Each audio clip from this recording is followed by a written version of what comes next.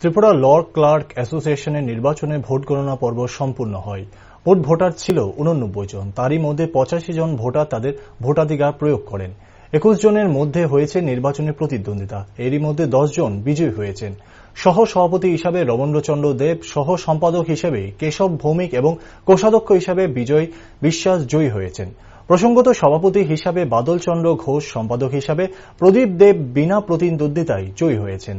জয়ী প্যানেলের পক্ষে জানানো হয় যে ভোটারের ফল আশানুরূপই হয়েছে। নির্বাচন ছিল, কি রেজাল্ট কি হয়েছে?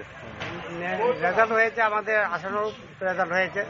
যাদের নিয়েছে আমরা করেছিলাম তাদের মধ্যে মানে 21 জন প্রতিদ্বন্দ্বী ছিল, এর মধ্যে আমরা 13 জন সিলেক্ট হয়েছে। এর মধ্যে আমরা আশানুরূপ আমরা কমিটি চেয়েছিলাম, সেই কমিটি এসেছে। সেক্রেটারি, প্রেসিডেন্ট আর আগে নির্বাচিত হয়েছে, ওদের নামটা কি? সভাপতি ছিলেন বাদল চন্দ্র ঘোষ, আর সম্পাদক হইল প্রদীপ দেব, আর হিসাব পরীক্ষক হইল আর হইল বিজয় বিশ্বাস, হিসাব পরীক্ষক।